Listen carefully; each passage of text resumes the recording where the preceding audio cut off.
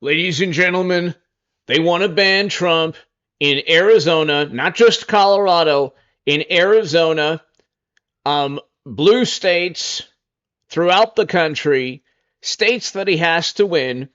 And we can go down the list. Here's a Times article.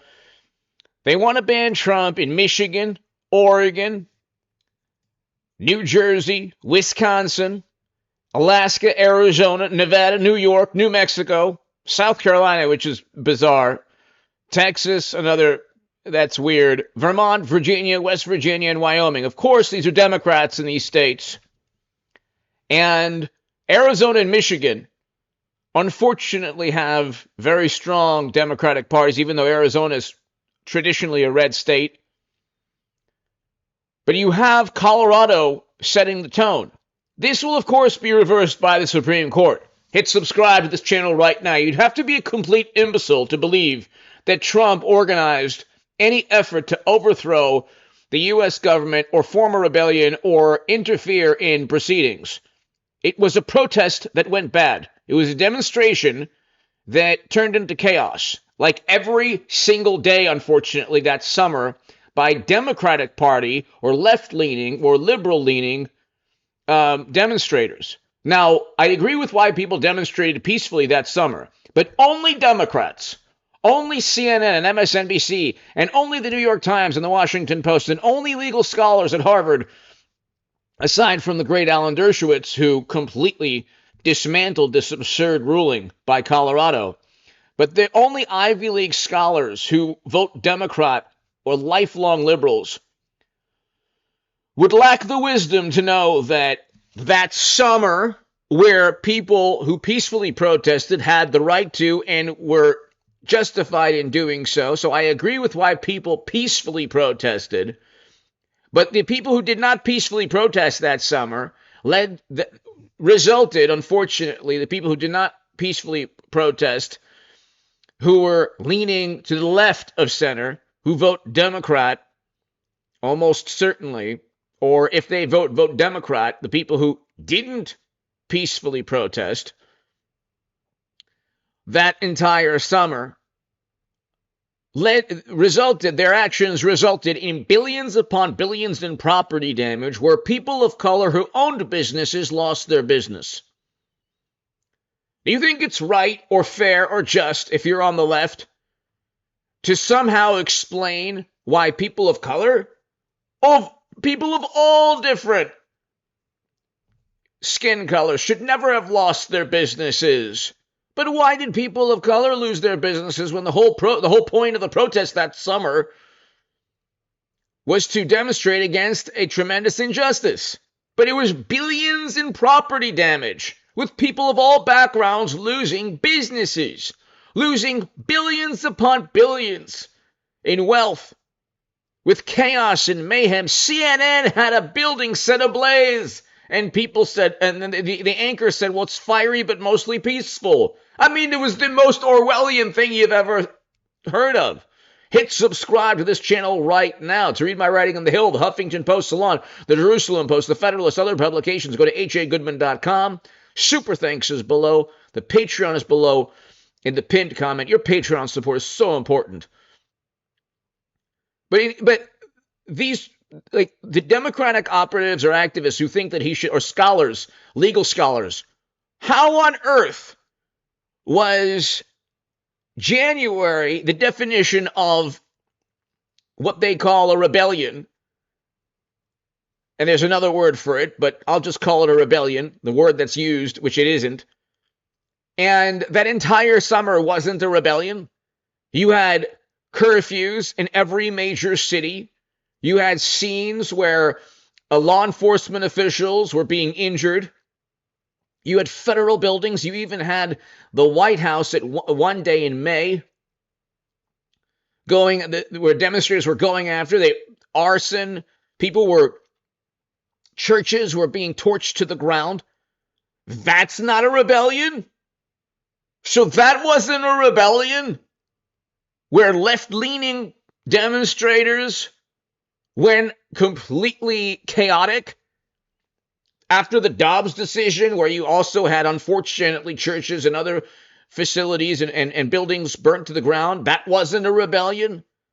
So when Democrats don't like something and Democratic politicians give tacit approval to chaos and mayhem, that's not trying to overthrow democracy. But that one day, which is a terrible day, Trump shouldn't have had that day, because he should have realized that there's a double standard in American politics, and anything he does, they're going to try to sabotage. But that was that entire summer where the progressive pundits were nowhere to be found, left-leaning pundits and writers and scholars and journalists, where were they? At 2 a.m. or 1 a.m. or marching when the police said you have to disperse. They were nowhere to be found because they were afraid for their lives. These are the people who are the biggest hypocrites and cowards in the world. They claim to fight for whatever cause, pick a cause, but they're nowhere to be found because they know of the chaos and the mayhem that often exists on the left. So like I said, when people peacefully protested, they had the right to do so, and it was for a just cause. Okay? I believe that Mr. Floyd had his life taken from him.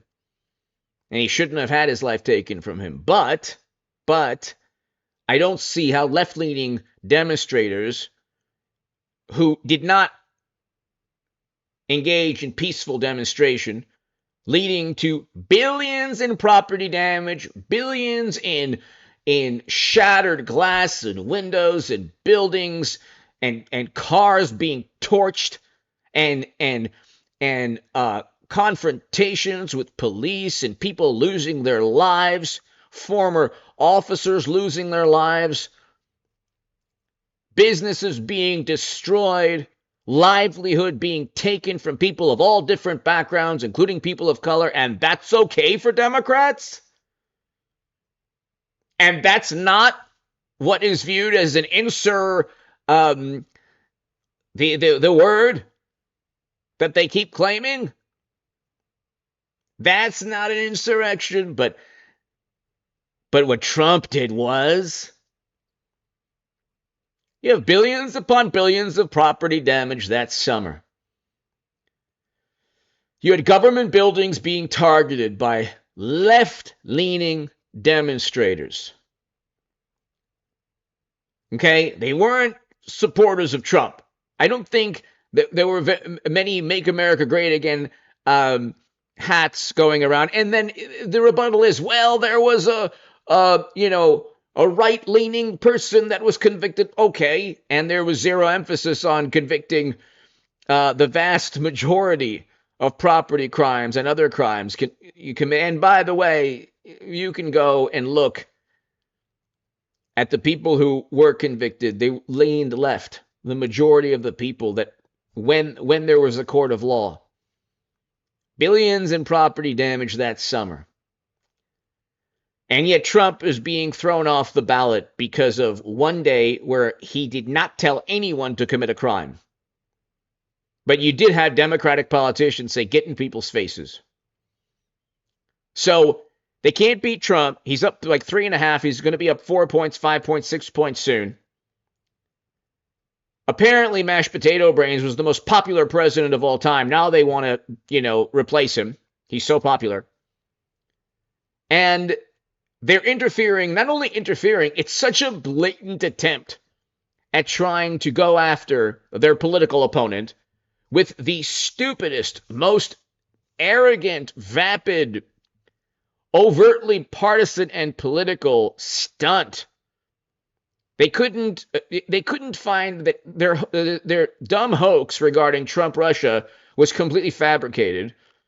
So then they go after, after this, they've indicted him with 91 charges. He's still up. How can you have 91 criminal charges and still beat the sitting Democratic president?